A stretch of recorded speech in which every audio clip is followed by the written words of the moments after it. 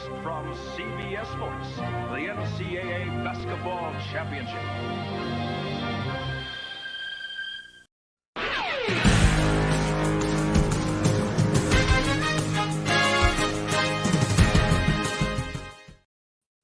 Hey there, it's Gary Parrish. Welcome back to March. We made it again. Welcome back to the CBS Sports Eye on College Basketball podcast, where we sometimes discuss camel fighting, dodo birds, leaky black.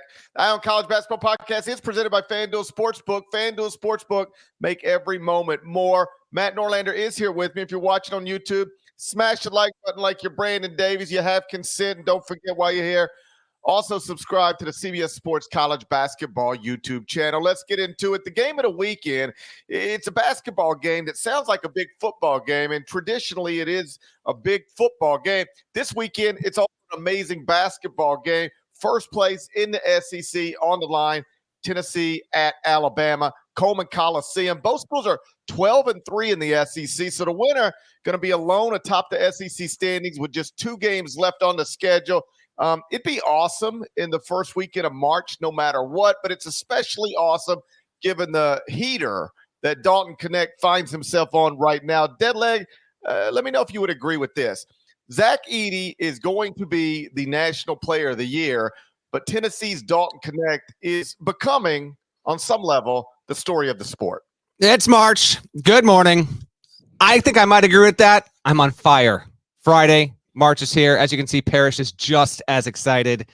And for everyone listening, I gave you a little treat to start the show anyway. So you're welcome. I did it late last night. And I couldn't at least not give you a little something there. We got a huge, huge weekend. This game, I think this game is a great balance between, it's like got a lot of entertaining, facets to it. But other than Tennessee trying to play it for the one-line GP, I don't think it means that much. I'm going to love just watching a game between 2 awesome teams that might go 90-plus points. I think Dalton Knecht has a case as the most valuable player now in the sport. RJ Davis, frankly, isn't that far behind. I'm not all the way there that Zach Edey is the lock now to win National Player of the Year. I'm saying I think he will win it, but it's not inconceivable. And I'll tell you what, at least at CBS Sports, because as your reminder, as GP well knows, we hand out that award after the Elite Eight and before the Final Four. So if we got to a situation where 1 seed Purdue got knocked out by, 8 seed whatever team from the Mountain West. Yeah, sounds like Colorado State. Yeah, like Colorado State beats Purdue, and Dalton Knecht carries Rick Barnes to the Final Four in Tennessee. For the first time in program history. Under those circumstances, Dalton Knecht would have a very real chance at least winning National Player of the Year for us. Now, there are 6 other major National Player of the Year awards. Some of those voting houses close the Monday after the regular season ends, so before we even get to conference tournaments. Others close after Selection Sunday, so Zach Edey is going to win National Player of the Year. But Dalton Knecht continues to be on a heater. I'm very intrigued to see just how much he eats this weekend against an Alabama defense that's had a lot of issues here. Game feels like something of a toss-up. We are going to pick this at the very end of the show, just talk about all the facets and things surrounding this game. But pretty dynamite matchup we've got here, GP. And again, whatever team wins, whatever team loses, I just don't think like there's too much on the line with this, but doesn't mean I don't appreciate and won't be super geeked to tune in and see what we get from Dalton Knecht. I'll also mention Mark Sears. I do the Naismith Player of the Year updates weekly for CBS and on social and all that. And past couple of weeks, I've had Mark Sears in the top 10. I think he is a worthy person of being included. His numbers have been outstanding, and he has been the biggest reason why Alabama has obviously been, top 10 status for much of the past 2 months. Nothing on the line. You're very disrespectful to conference championships. Do you not value conference championships? I actually don't. So that's actually, in all sincerity, it means a ton to the program, their fans. It doesn't bother me who wins and whether you win a conference championship or not. It's a great story, but I don't care who wins the conference championship. So okay, well, I'm certain somebody somewhere does, and the conference championship is perhaps on the line. It could be decided. It's not even definitely right. It's perhaps on the line. Well, I mean, okay, they're tied for first. They're both 12-3. The winner will have a 1-game lead over the other with 2 games left to play. No, nobody's clinching anything, but certainly it puts you in a advantageous position. It's a high stakes basketball game. I don't know why you're trying to discount it. I'm not. I'm just saying.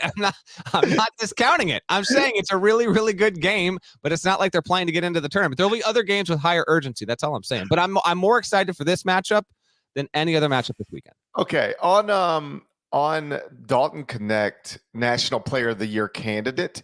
I mean, I guess if you have to have a list, then certainly he's got to be on it. And if I had to put together a list, say submit a ballot of 5, he might be number 2. But I still think in this moment, the gap between he and Zach Edey is pretty significant. The way you explained it is exactly how we could end up with a Dalton Knecht National Player of the Year at CBS Sports. You know, Edey goes out early. Knecht takes Tennessee to the Final Four on this historic run.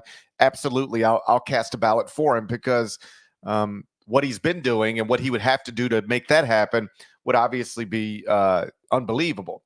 But in this moment, like March 1st, 2024, Zach Edey is still averaging more points, more rebounds, nearly the same number of assists, shooting better from the field, and he's doing it for a more accomplished / better team. So in this moment, I don't think it's particularly close. Zach Edey would be your National Player of the Year. But, yeah, we got a long ways to go between the time you and I go submit a ballot for that. And I suppose Dalton Knecht continuing to play this way and taking Tennessee deep is one way somebody could catch it. Just some numbers for you real quick, just to provide some context.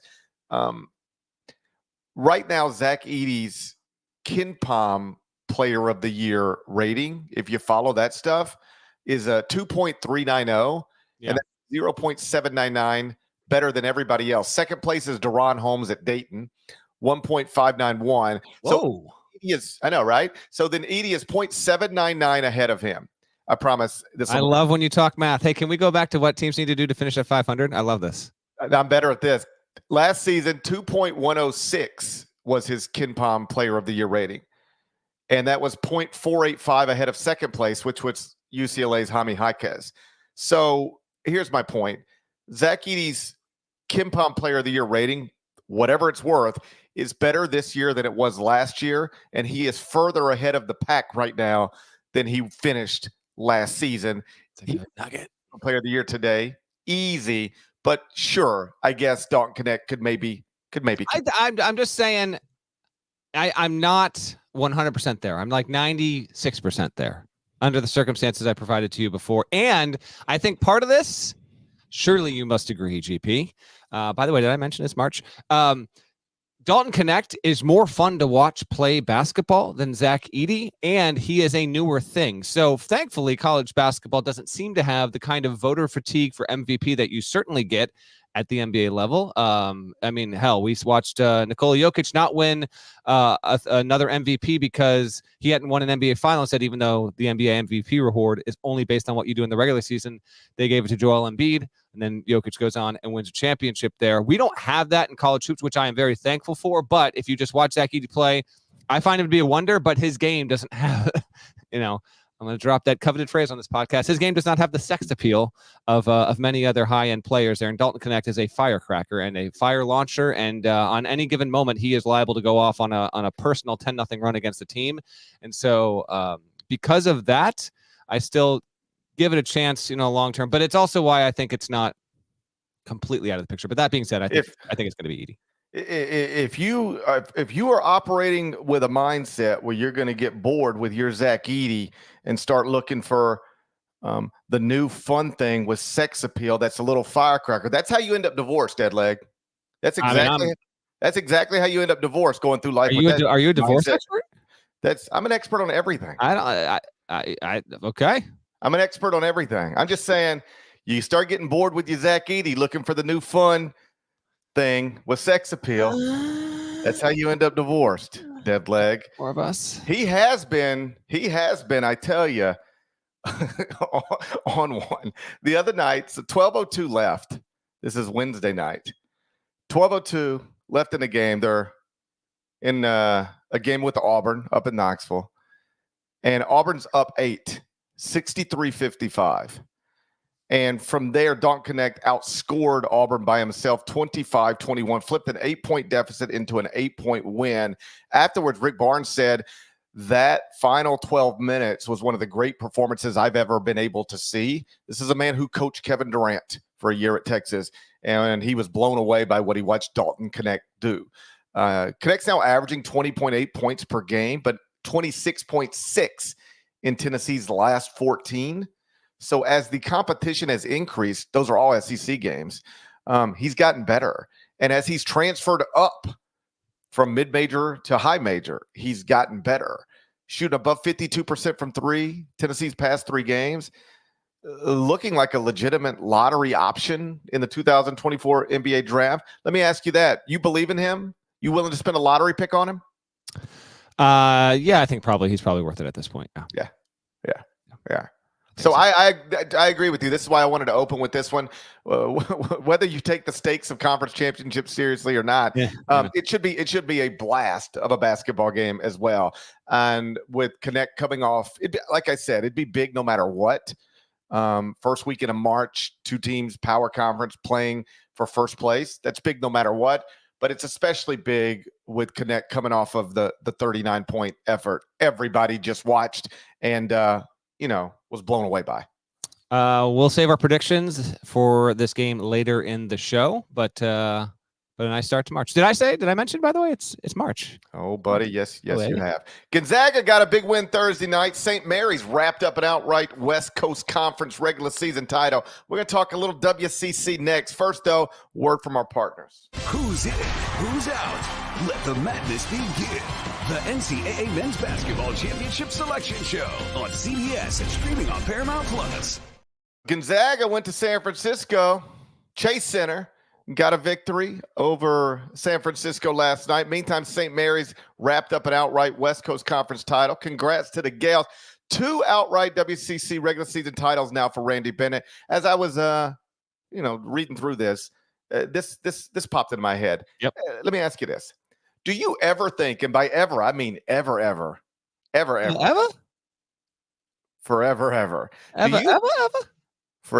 Do you think we'll ever have another situation where 2 men are as successful as Mark Few and Randy Bennett have been in a league outside of the top 10 in college basketball leagues, and they'll just stay there for 2 decades the way these guys have? I can just picture it now. It's last night. I don't know, 1 a.m. Central Time. Parrish's wife is passed out next to him.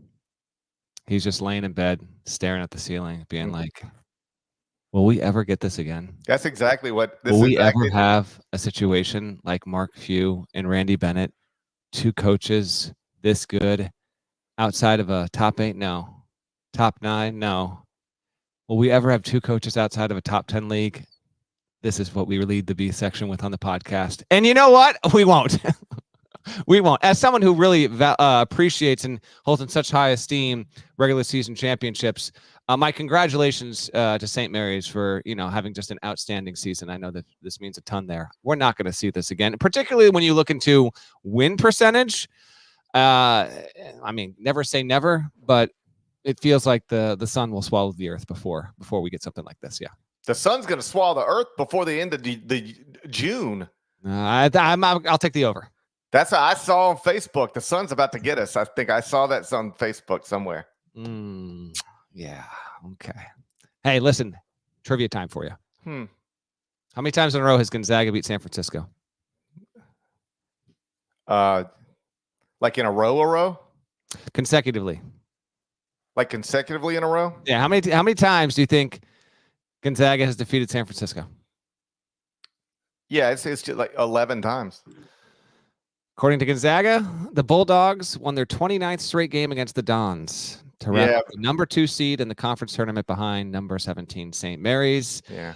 86-68. It was extremely impressive. I had the game on as I was finishing up a Reed Shepherd feature that is going to run, I believe. I already read a big Reed Shepherd feature. Well, you know what? If you could support me as well, and that's the other thing. Yes. What do we need another one of those for? Reed Shepherd goes absolutely off. Kyle Tucker knew I was writing one, and I knew he was writing one, and you're the best at writing an amazing story about a week after somebody else wrote an amazing story. Thanks, dude. I appreciate your support. I was writing a Reed Shepherd feature, and this game got to be a blowout, and it just, I thought it was going to be closer. I don't know if Gonzaga is for sure going to be an at-large because it's got to play another game this weekend against St. Mary's, but I thought it was a very good sign that they were able to get this done and to not even make it a game. Golden Gate Mike would be proud, would be extremely proud. They've now been able to get a couple games under pressure, under the gun, to at least keep that alive. Palm had him in the bracket before the game. I have not seen his updated bracket here this morning. They were in Dayton before this. I wonder if he's going to push them out of Dayton and into like safe territory for now. But I think that if they were to lose against St. Mary's on Saturday, you could make the case that they would be on the outside looking in. But if not, they're going to be right there dancing on the edge there. Hickman had 22, Ryan Nemhard had 15, and Gonzaga has now won 7 in a row. Do you think it's obviously they're in the bracket now?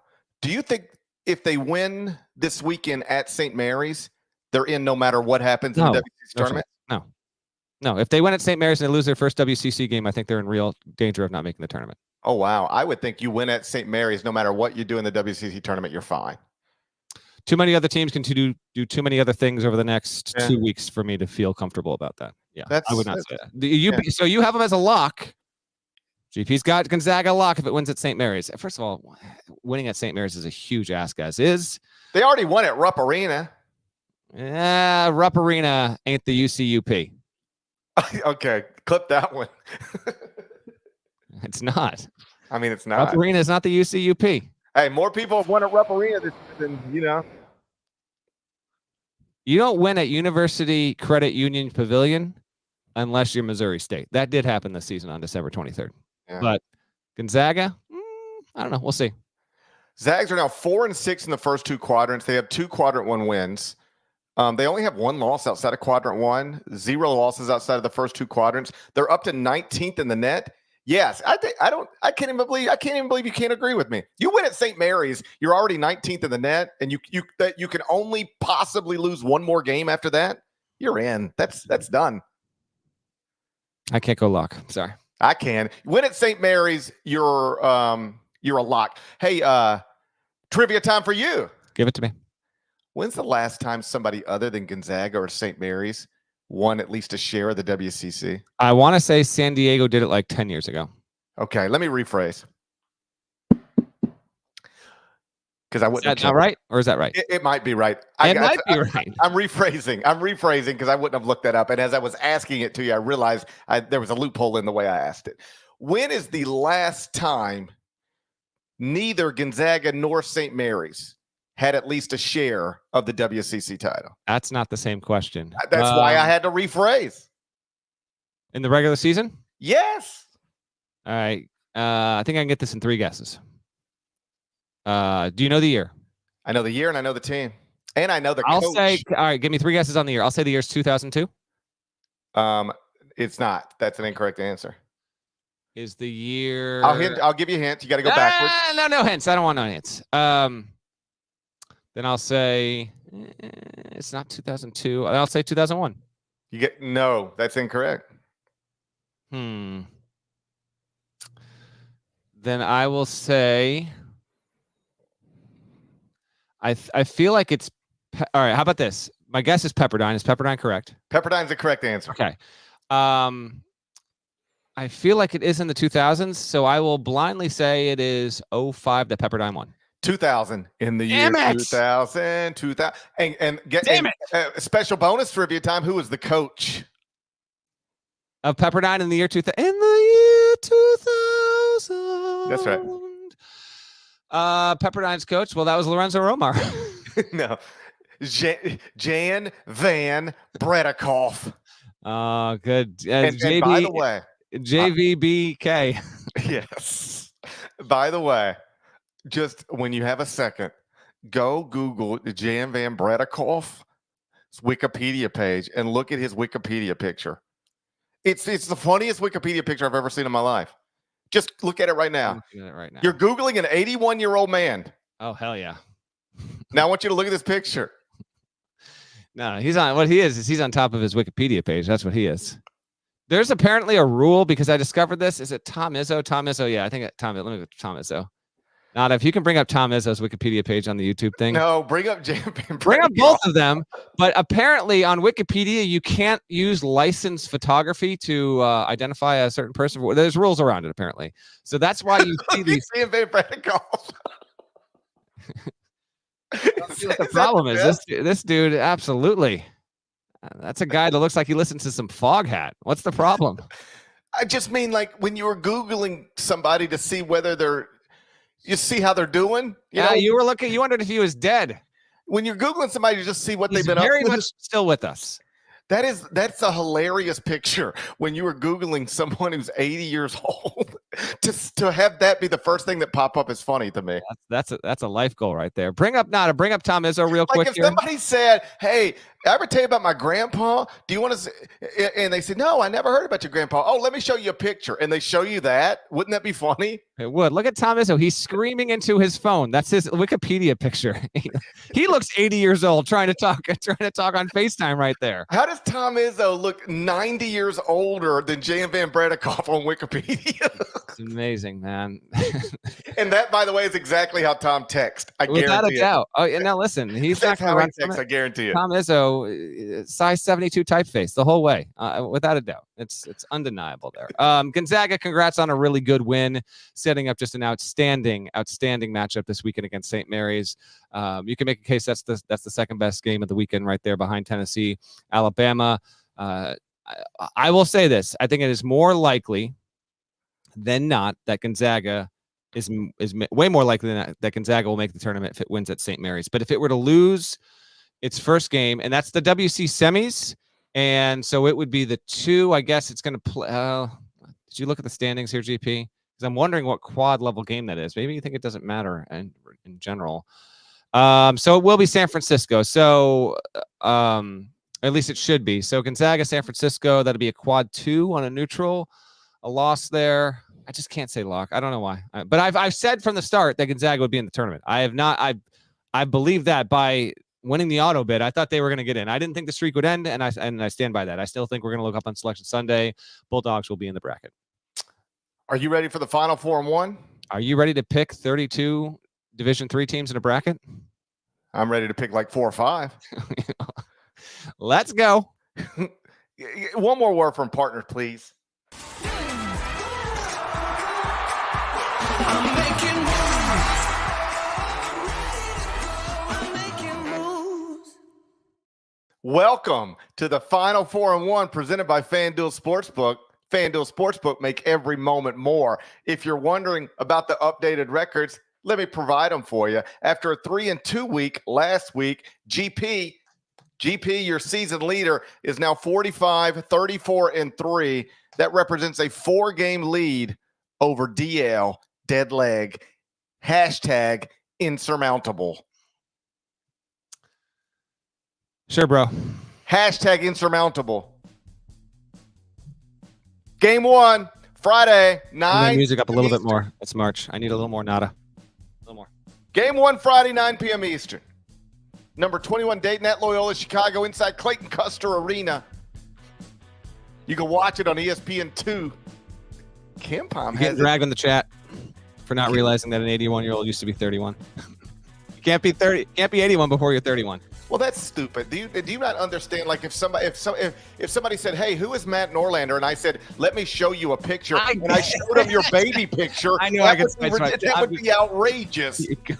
I understand when somebody dies. This is a thing, by the way, in the general world. Like, you know, you see someone's photo and then you see him in person. You're like, I don't know about that. You yourself, your parish is a hypocrite. If you go to Gary Parrish's byline on CBS Sports right now, you don't look like that, do you? I don't even know what it looks like. Maybe you do. Hold on. I don't even know. Tell you what, bring up a picture of Parrish 7 years ago. It's a Jan Van Bredikoff situation. That's all I'm saying. I don't know. Just when you are looking at a picture. No, absolutely not. This is not you now. I don't know. It's you with hair. Well, what do you want me to do? You want me to send in a new picture? Yeah, actually, I do. If you're gonna go after Jan Van Bredikoff and make a stand, then yeah, I do. Just when you were trying to find when you were looking at someone who is 81 and that's the first picture you see, that's funny. That's hilarious. They're saying you got catfished by Jan Van Bredekop. I would have. That's exactly how it happened. I'd be swiping right. How many women have swiped right on Jan Van Bredekop thinking that's who's going to show up? What if Jan Van Bredekop is on the dating apps and they're like, oh, wow. Look, he's got a nice head of hair. Amongst his accomplishments, I took Pepperdine to the WCC championship in 2000. The last time it wasn't done by St. Mary's or Gonzaga. You meet yeah, that's in his bio on the dating app. Last coach to win a WCC title and make St. Mary's and Gonzaga finish below him in the standings. So you got these women out there, they're swiping right, and then they're like, all right, we'll meet you at Starbucks. And then 81-year-old Jan Van Bredekop walks in. Oh, boy. It is March, so let's pick a game. Oh. 5. You can watch it on ESPN2. KenPom's got it Dayton -4. Hey, I know you don't care about league races. I care about the races. Who actually wins it, I couldn't give a damn. I know you don't care about conference races, but both of these teams are 12-3 in the Atlantic 10. Richmond 13-2. So winner's going to stay within one game of your Spiders. Loser's going to fall 2 games back. This is an 18-game schedule. So you got this weird situation in the A10. Dayton is 47 spots better than everybody else in the league in the net. Clearly the best team in all the computers, but looking up at Richmond in the standings. And if they don't win at Loyola Chicago tonight, they are probably not going to get even a share of the A10 title. If Dayton loses, does it have a chance at it at large? What? I'm just saying. This is one of those questions where I ask it to you, and then the listener might not be keyed in on the Dayton situation. If Dayton were to lose this game, does it still have a chance at an at-large bid? Yes, Dayton's fine. Okay, it's fine. Yeah, I think. Who you think you're gonna put in this tournament if you don't want Gonzaga and Dayton? No, I'm not saying that they can't be in. I'm setting it up for. Yes, Dayton could lose this game and still be fine. Okay. Loyola Chicago has really done quite well for itself this season. Been cruising under the radar because, if I remember correctly, it lost its opener against FAU. But at 20-8, and Drew Valentine's got them, as you said, 12-3, coming off a loss, 15 points against St. Bonaventure. But overall, 20-8, I think they're doing pretty well on balance overall. But in order to get in, they will need to win the auto bid in the A10 here. I'm just proud of GP for picking a Friday game. I was once the Master of Ceremonies Atlantic 10 media luncheon pre-pandemic. So tonight's a big deal for me. We got SmackDown on tonight and we got Dayton Loyola Chicago tonight. I don't know what else you could want in life. I know which of those two you'll be watching. I'll go with Dayton on the road here. Yeah. And there you said it's 4. So Loyola Dayton Chicago -4. Dayton -4. No, you know what? I will take Loyola Chicago to cover. If it's -4, I'll take the Ramblers to ramble and to cover. This is a 9 p.m. tip, you said? 9 p.m. Eastern. Will Sister Jean be in the building for a 9 p.m. tip? It's late for her. I mean, I don't want to speak for 8 her. 8 Central, though, right? 8 Central? 8 Central. I'll say she's there. I hope so. I hope she's there. If you missed it earlier, while Dalton Knecht's getting all the attention, and deservedly so, it is Deron Holmes who is actually second in the KenPom Player of the Year ratings right now behind Zach Edey. I'll take Dayton on the road. I'll lay 4. Give me the Flyers. Game 2, Saturday, 1 p.m. Eastern. Number 7, Kansas at number 15, Baylor inside Huck Pavilion. You can watch this one on ABC. KenPom's got it Baylor -5. Think the real line will be -5? No McCullough on the road? Maybe -4. I think it's going to be about that because of the no McCullough thing. What have you seen? Well, outside of last weekend, I know. Keep going. We just watched Kansas without McCullough, really struggle for 40 minutes. Now we think they're going to go to Baylor and look. I mean, maybe if anybody could, it'd be Bill Self. He does stuff like that all the time. But the most recent thing we've seen was not encouraging, was it? No, KU obviously got dropped at home by BYU, 76-68. Yeah. This is offense versus defense. Kansas is top 10 in defensive efficiency. Baylor still has a top 5 offense, and it ranks second in the country to Kentucky in three-point accuracy. The Bears are making 40.4% of their three-pointers here. Tasty game. I'm going to say, I'll say BU gets it done. I'll say Baylor wins and Baylor covers, but if someone's going to do it, it'll be Self. But I will take Baylor in this spot, especially after it got close and gave it away last weekend at home against a better team in Houston. I believe that was Baylor's first home loss of the season. So yeah, I'll take them to get it done in the newly opened 2-month-old Foster Pavilion. Should be clear. It's not crystal clear whether Kevin McCullough is going to play or not this weekend. That'll probably be something closer to a game time decision, but he hasn't been playing, and the most recent thing was a struggle without him. Look, I'll take Kansas plus the points. Just Bill Self plus 5 points seems like a good deal most days. So obviously what we just watched at home against BYU wasn't encouraging, but 5 points is I'll take the 5 with the Kansas Jayhawks. Game 3 is Saturday, 2:30 p.m. Eastern. Number 5, Marquette at number 12, Creighton, inside the Adam Durrett Center. You can watch this one on Fox. Kim Pom's got it. Creighton -4. Tyler Kolek, story heading into this one, reigning Big East Player of the Year, had to leave Marquette's midweek game with an oblique injury. So his status is, tied to that. Yeah, no, another. This is just, what a treat here to have like a lot of watchable games, a good slate, start to finish there on Saturday. Yeah, his status I think is enough for me to consider Creighton heavily in this one. GP Baylor Shireman has been the big star for Creighton this season. Not the only one, but he has been the player they hoped he would be in the moments that they needed him to be so far this season. Creighton coming off a just easy win over Seton Hall on Wednesday, and now gets Marquette here, and it's going to try and level the season series, because back in late December they played Milwaukee. It was a good game. Marquette won by 5. I'm keeping an eye on Trey Alexander in this one. I think that Trey Alexander, he's had some decent games as of late, but he's been a little up and down, little down. He had 31 in the loss last weekend against St. John's. Gets overlooked because St. John's win is going away. But can he show up, play well in a big time situation? He has not been the 3-point shooter this season that he was last season, but I still watch him play, and I know there's another level that he can tap into. So I'm keeping an eye on him, because I figure maybe Kalkbrenner, Iguodaro, maybe they cancel each other out there. If there is no Kolek, that probably helps Ashworth a bit, because good playmaker, not a good defender. And so if Kolek is even limited, that's an advantage for Creighton. It gets the game on its home floor. I'll say the Blue Jays win, but Marquette also playing for 2-seed potential, and this is a big road game here.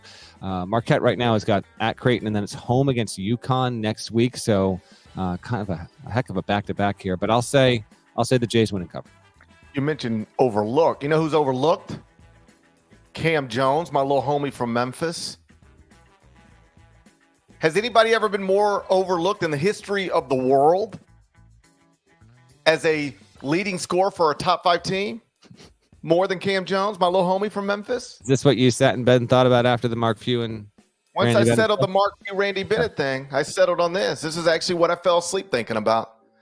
Okay. 34 points 2 games ago against DePaul, 34 points against Xavier, followed it up with 17 in that midweek victory over Providence, now averaging a team-high 15.9 points for a team ranked 5th in the AP poll, for a team still chasing that 4th number 1 seed, and he doesn't get completely overshadowed. People just talk about him like he's Tyler Kolek's teammate. I find it disrespectful. Okay. I mean, you're taking Marquette? Yes. Okay. Yes. Can't say all that about but I got little homies from Memphis at Creighton too. Mason Miller, Jonathan Lawson. I got little homies from Memphis all over this Big East court. But I'm riding with Cam Jones. Seriously, he's the leading scorer in a top 5 team. Nobody cares. Get it. You're not wrong, bud. He's the leading scorer in a top 5 team. Nobody cares. I care. All right, good. Well, I'm glad. Cam Jones, me and Deadleg care.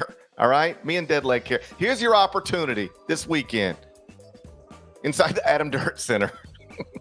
Yeah, Dirt's is from the Bay Area, by the way. I know why you gave it to him, but I'm just saying.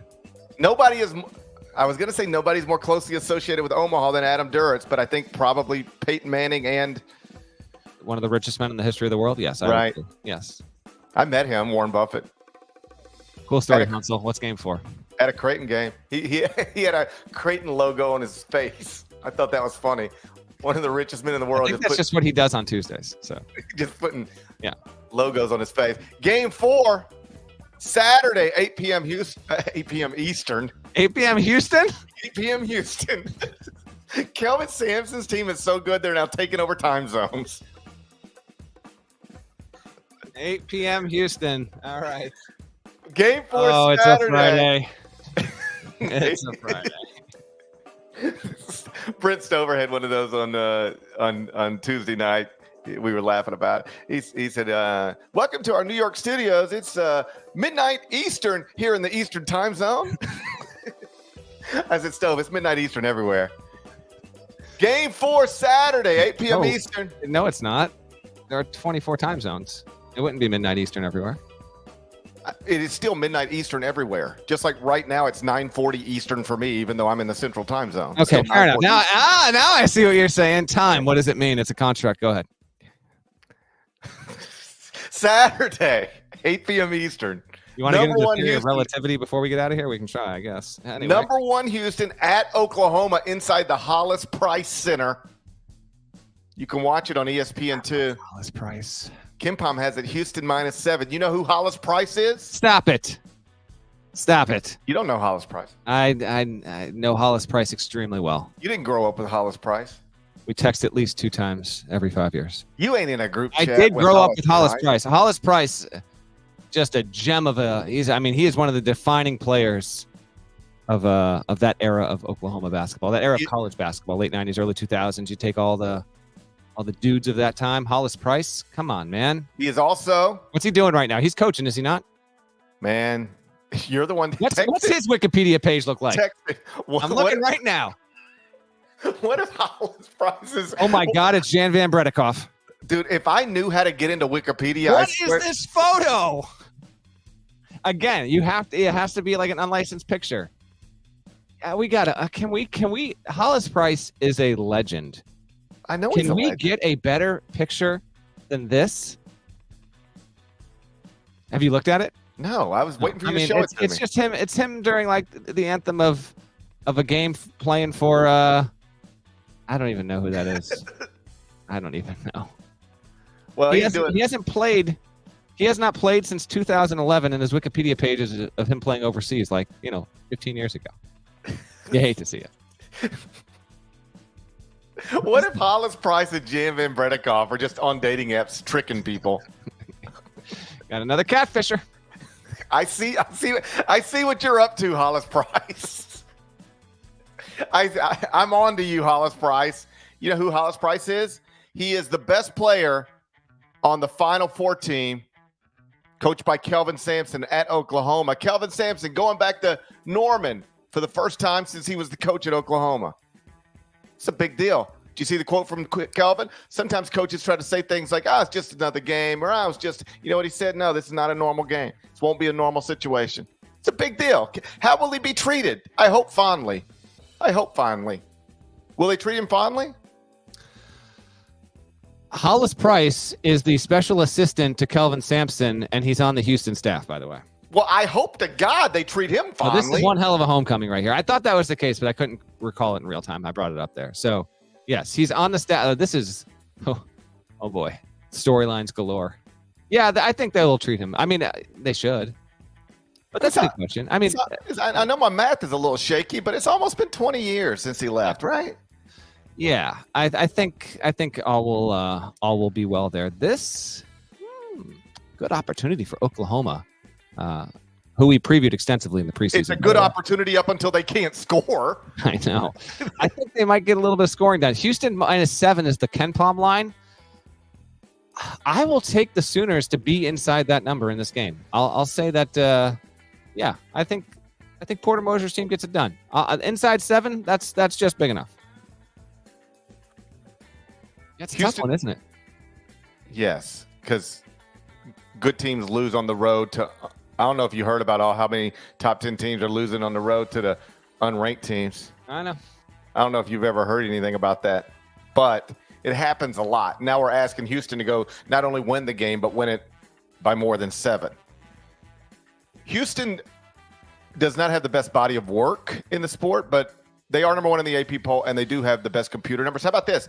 Plus 32.09. That's the adjusted efficiency margin right now for Houston, according to KenPom. That's better than what UConn finished at last season. UConn last season finished at plus 29.86 while busting through the NCAA tournament, winning a national championship. Houston right now operating at a higher level. You know what? I want Kelvin to have a nice homecoming at Houston, at Oklahoma for. I'm not rooting against Oklahoma. I want to be clear about that. But I don't know. I like for people to have good memories. Houston going in to Oklahoma, Kelvin's first trip back and getting a victory, that would provide a good memory for that family. So that's what, I'll lay the points with the Houston Cougars. All right, we've got 4 down. Here's the rest of the weekend. Well, before we get into the actual games, GP, inside college basketball on Saturday. I want you to check it out if you can for your guy over here, because I went down to, it's at 1 p.m. Eastern. I went down to Lexington a couple of weeks ago. If you want to know why my Reed Shepherd story ran today, Parrish, it's because tomorrow I will have my first TV feature on Big CBS. It will be on Reed Shepherd and his mother. At least it's scheduled to run as of today. So it's particularly well timed because this was the target date for a while now, and Reed Shepherd just happened to have the best game of his career this weekend, which is also why Kyle Tucker, we communicated he scrambled to get that thing out as soon as possible after Shepherd did what he did. Oh, he didn't do you dirty, did he? No, he did not. But no, it's listen, Reed Shepherd has been unreal. So that feature will be up later today at cbssports.com. And then, good 3.5 minutes. I think we're going to make an even longer version for HQ. But sat down with the family, with Calipari, with Reed Shepherd. Really a really awesome family and a cool story there. And very, very, very cool. So I want to thank Nancy, who helped produce this thing. Our managing editor, Adi Joseph, actually prompted this story idea way back when. So this doesn't happen without him. And really, really cool experience. Hope to get to do it more in the future. But inside college basketball, 1 p.m. Eastern. Keep an eye out for that. Game-wise, we've got Florida at South Carolina, noon Eastern, ESPN. 2 ranked teams. Florida's 24th, South Carolina's 18th. It's a quality SEC game. Illinois at Wisconsin, 1 p.m. Eastern on Big Ten Network. Keep an eye for that. Oregon at Arizona. Oregon's on the outside looking in, but if it were able to steal one, then we'd really have an interesting situation with Duck's resume if they can get it done. Wake Forest is in a very big spot on the road on Saturday. Demon Deacons did not get it done earlier in the week at Notre Dame. Now they play at Virginia Tech, 5:30 p.m. Eastern on the CW. I love that the CW is giving us some stuff there. But that's a big game there for Forbes and Wake Forest. So see if they can get it done. What else do we have here? Virginia at Duke, 6 p.m. Eastern, ESPN. Pretty good game overall. The fact that Kyle Filipowski wound up playing only made the court storming discourse worse. But I'm very, very happy that he was healthy and not hurt enough not to be able to play. I think they're going to need him in this game here. That's a huge opportunity for Virginia, which again is just they've been asked lately. So we'll see if they can get past that. We've got on CBS Sports Network, New Mexico, Boise State. Another Mountain West game that'll probably come down to, a shot at the buzzer. So do tune in for that. And then, St. Mary's and Gonzaga. That's 10 p.m. Eastern on ESPN. Just a huge one. But we got to go with the game of the weekend. So the and one, this is the rare and one where my pick is not like objectively the obvious, or my pick is, a top 2 game. Normally GP puts that on there, but I will go with Tennessee at Alabama, 8 p.m. Eastern, 8 p.m. Houston on ESPN. It's going to be going down on Antoine Petway Court. Okay. Yeah, why not? Yeah, I figured you might appreciate that. KenPom has it Bama -1. Who you got, GP? I mean, I got to take the home team, don't I? I mean, I love Dalton Knecht as much as the next man, right? But like picking against Alabama at home, that seems like a wild thing to do. Yeah, that's not something I'm comfortable doing. I mean, it's not something I'm comfortable doing. All right, so I'll take Crimson Tide -1, and I've got Tennessee right now as the 4th number 1 seed. It doesn't appear that anybody's going to catch Purdue, UConn, Houston, but somebody's got to be the 4th number 1 seed. Most people seem to think it's Arizona right now, and it's close. It's all open to interpretation. But my interpretation, I would go with Tennessee as the 4th number 1 seed right now, but I can't pick them in what amounts to a pick 'em game at Alabama. I'll take the Crimson Tide -1.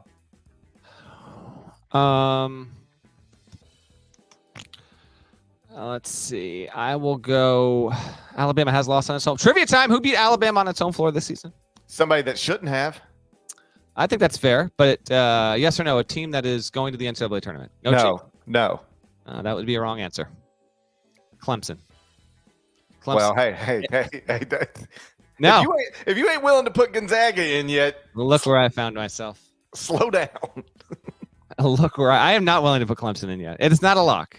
If it wins at Notre Dame on Saturday, Clemson, I might have to lock it in, but we'll see. Valid point. I will. Oh man, what a game this is. Oh, does the winning team hit 90 here, GP? Yes. The losing team might hit 90. It might. KenPom projected score is 85-84. Give me Tennessee. I'll take Tennessee. How about this? It is more likely that both teams hit 90 than it is that neither hits 90. No, I disagree. Yeah, that's probably not statistically sound, what I just said. but I'm just going to believe it. I'm just going to believe it because I would like to. Tennessee has a top 5 defense. I will take the Vols. You're going to take Bama. Okay. Take that. I dig that. Well, now it's time. I mean, it is time right now. Okay. We're picking a D3 bracket. I texted you the link. Did you bring it up? Yeah, I got it. All right. Here's the key. I'm going to give a shout out to a couple of folks here. D3 Datacast apparently is all over this. Matt Snyder, Zach Snyder. I think that's a different Matt Snyder. From the one who works at CBS. Maybe Matt Snyder's doing double duty on the D3 Datacast, but these guys apparently do a great job. You think Matt Snyder's ranking Major League Baseball teams and D3 basketball teams? I brought up the YouTube page that says Matt Snyder and Zach Snyder. So the Snyder brothers. I would think so. Yes, I would think that's exactly what's happening here. And they are all over this. I think there are even folks in the chat. Russ from the Boneyard, I think, is way into D3 hoops here. I posted the bracket earlier in the week, and it got traction. People all over this thing. And I had people reach out wanting to share a few tips. The conceit here is that we don't know anything about these teams. So we're just speak for yourself. Oh, really? You did? Yeah? Oh, speak for yourself. No, you did not. I also have friends who follow D3 hoops. Speak for yourself. You were working it, huh? This starts today, by the way. D3 men's tournament. Can't wait. The gorgeous bracket on your screen right now here. All right, well, let's get into it and pick it real quick. I'm going to go with all the is it every single game today? Holy crap, every single game in the D3 tournament is being played later today. We're going to the left side first. Hampton-Sydney against La Roche. They don't seed this thing? It's not seeded. That's another thing. I've learned a lot. Yeah, I knew it, but I forgot it, and then I remembered it. They don't seed it. I mean, I have a general idea of what seeds are. Hampton-Sydney is the better team. Do you want me to give you the seed approximations? Yeah, I would prefer some seed approximations. I thought you had this buttoned up. Now you're asking me for seeds. I know some things. I don't know everything. All right. But Seed you don't have to tell me about Hampton 26-2. Sydney. I know that. You don't have to tell me nothing about Hampton Sydney. All I know is that LaRoche is 15-10 and it's in this bracket. I don't know what the hell's going on. So. Yeah, LaRoche's been overrated all year. LaRoche's been overrated all year. Give me Hampton Sydney. Hampton Sydney. Someone please track this. I will genuinely. I tried to print this thing out, man. The printer industry, what a racket, dude. Like, I swear I put cartridges into this thing like the first week of January, and now you're telling me it's already. Don't even get me started. I wanted to print out a bracket. Damn printer failed me. All right, Stevens, 22-5 against Farmingdale State, 26-2. I'm told Stevens is the better team. Yeah, because Brad Stevens, it's named after Brad Stevens. Exactly. Yeah. That's what we're looking for. They named their school after Brad Stevens, just like Drake named their school after Drake. And anytime you can pick Stevens in a bracket, you have to. I'm not an idiot, do I look like an idiot? Anytime you can pick Stevens in a bracket, you have to do that up until the championship game, of course. Up until the championship game, I'm taking Stevens easy. Next game, Rowan against Carnegie Mellon. I think this is a pretty even one overall.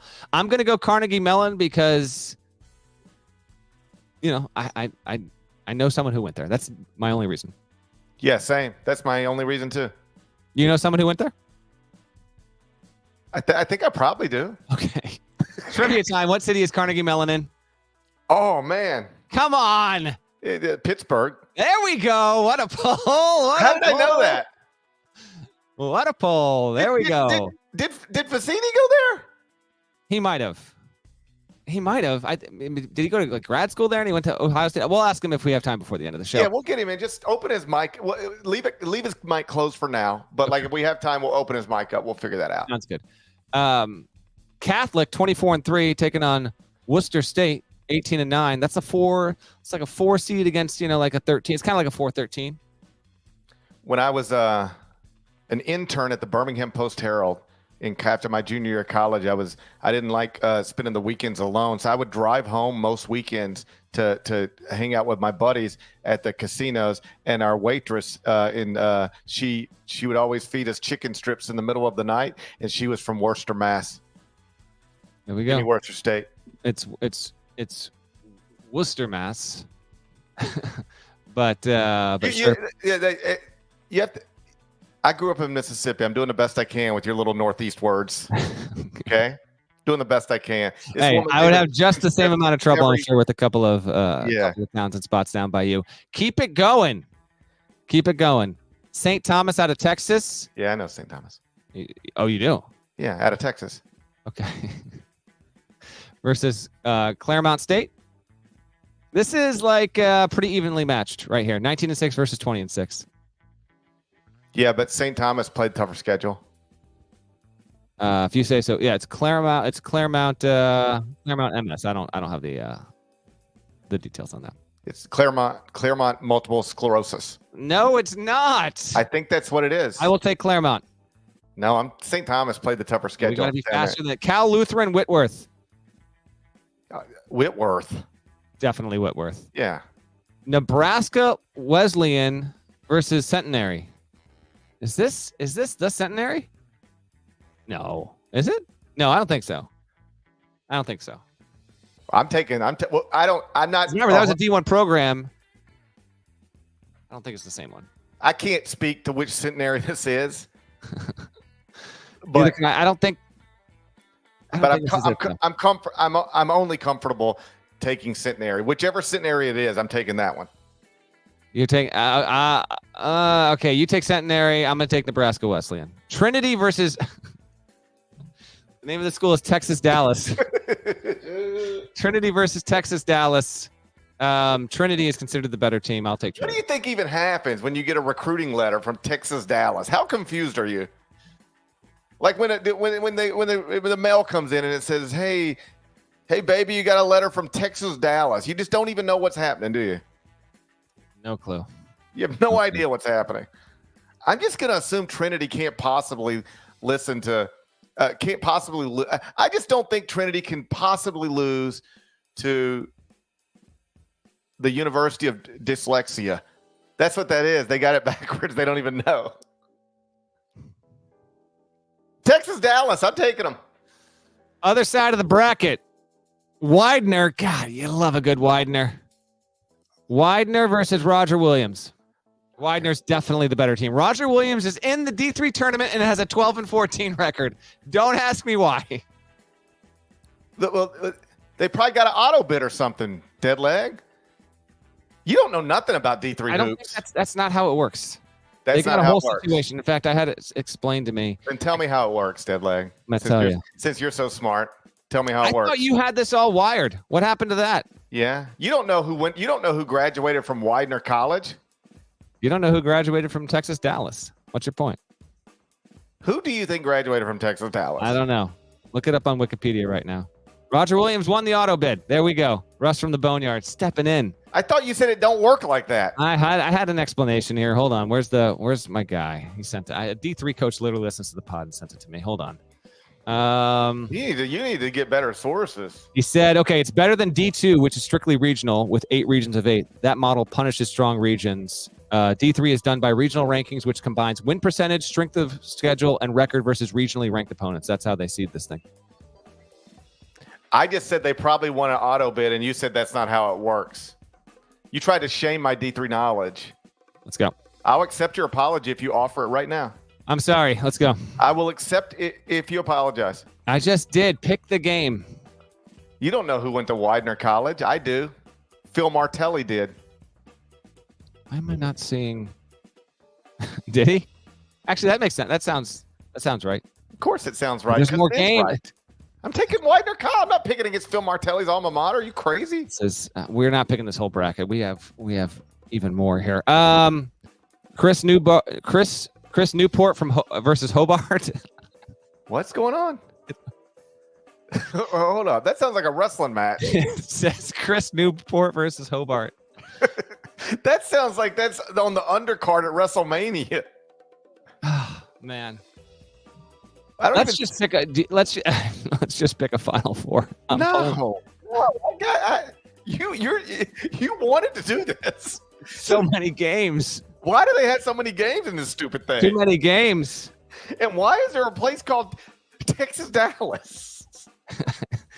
All right, I'm changing it up here. Top names in this thing. Texas Dallas, Swarthmore, of course. John Carroll, no doubt. Randolph Macon, classic Randolph Macon. There's a school called Hood. Randolph Macon. That's Greg Marshall, isn't it? Randolph Macon is where I guess so, but it's also where Penn State coach. I'm blanking now. He coached there and won titles there. Come on, man. Who's the coach of Penn State? Why am I blanking? Micah Shrewsbury coaches at Notre Dame. No. God. Mike Rhodes? Correct. Mike Rhodes. Sorry, I was blanking there. Mike Rhodes coached at Randolph Macon, was really good. And then what am I thinking about? Dude, I Greg Marshall. The eternal question on this podcast. Macon. I associate Randolph Macon with Greg Marshall. I don't know. You might want to update your associations then. Okay. No. Okay. I associate Greg Marshall with Randolph Macon. I don't think Randolph Macon. I'm not going to let you decide who I associate Randolph Macon with.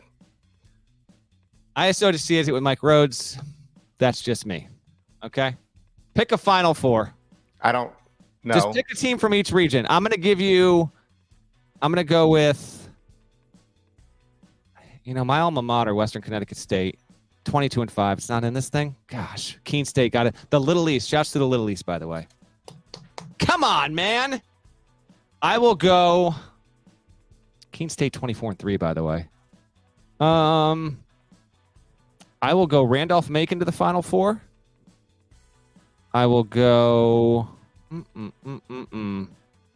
Give me.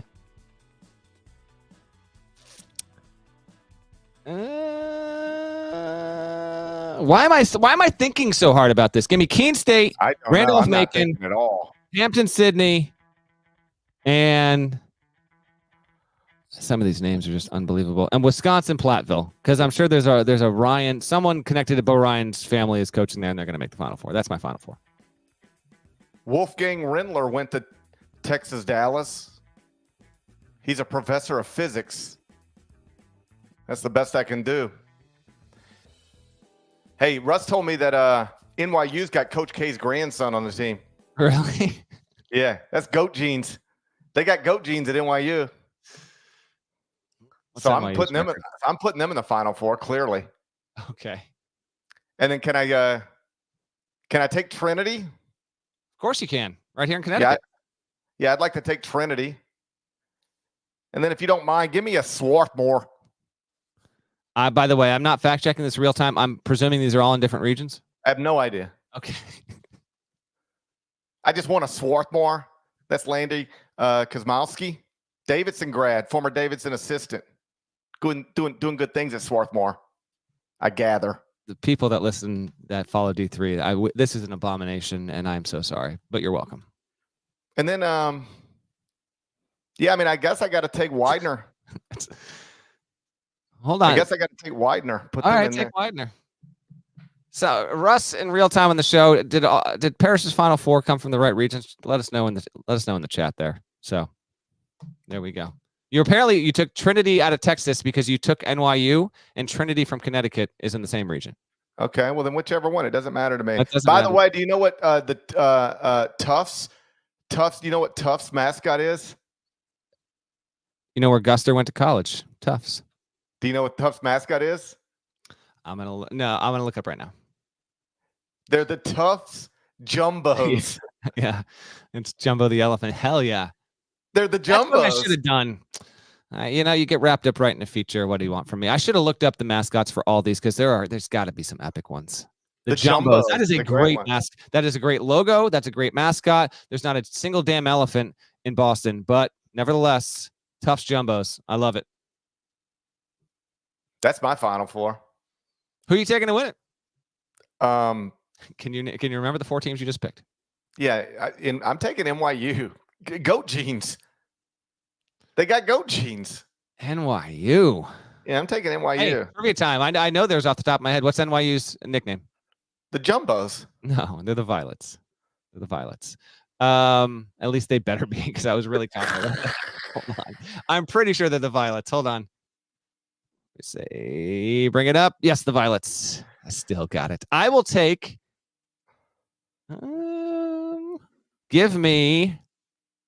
You really took Widener, didn't you? To win the whole thing, I will go. Let me see what Wisconsin Platteville's record is. Wisconsin Platteville. Give me you know what? What the hell? Wisconsin Platteville to win the whole thing. Why not? What do I care? You got Swarthmore. They're 20-8, by the way. Yeah, but they're getting hot. I don't think you've been seeing Swarthmore lately. I can guarantee you that I haven't. A lot of that stuff you're referencing that happened back in December. It's Swarthmore's a different team now. Wisconsin Platteville 23-4. I'll ride with it. If you want the best record in this whole thing, I'm looking right now. John Carroll's 25-2. Trinity out of Connecticut's 25-1. Yeah, ain't played nobody though. Neither of us picked them to make the Final Four. I don't believe. Ain't played nobody. Trinity might have the best record here. It looks like it. Yeah, I think it's the only one-loss team in the bracket. There you go. That is your Division III NCAA tournament preview picks extravaganza. March is here, folks. March is here. Hey, listen, if you appreciate the fact that at 12:45 in the morning, I decided I got to give these folks some sort of intro for the usual March episode, do us a favor. Go ahead. Rate 5 stars, nice comments, Apple Podcasts. We could use a few more as we lead into the postseason here, as more and more people. Every year, there are people that have no idea that this podcast exists, and then they find it, and then, well, I hope they don't find this one. About that. Like the people that have never listened to the show that come to it for the first time, and you pick up on March 8th, and you're like, what the hell is happening here? Yeah. At least rate it nicely so that the folks who find it have reasons to discover it. That's all. Yeah, this one's going to be you don't want that. I hope nobody discovers this one specifically. I want if you are listening, if you've made it to the end, if you got, nobody got to the end of it. I barely got to the end of it. Nobody on the planet found this episode for the first of this show for the first time on this episode, and then lasted through our Division III tournament spectacular and is still listening. That there's no human being that means no chance. I'm barely listening. I'm barely made it here. There's no chance and anybody else made it here. I barely made it here myself. Shouts to Devin Downey. Shouts to Chester, South Carolina. Shouts to Terry M.F. and Teagle, legend. Shouts to Huck Larnell. Shouts to Jan Van Bredikoff. Sure. I'm going to go put my senior pictures on Wikipedia, like right now. That's wild. That's a wild deal. If you're not subscribed, go subscribe anywhere you subscribe to podcasts, including Apple and Spotify. There's more of us than there are of them. Jan Van Bredikoff, I've never been more sure in my life he's a us than when I saw that picture. That's a us if I ever seen a us. That's a us if I ever seen a us. Jan Van Bredikoff. Make sure it's reflected in the comments. We're going to talk to you again on Sunday. Till then, take care.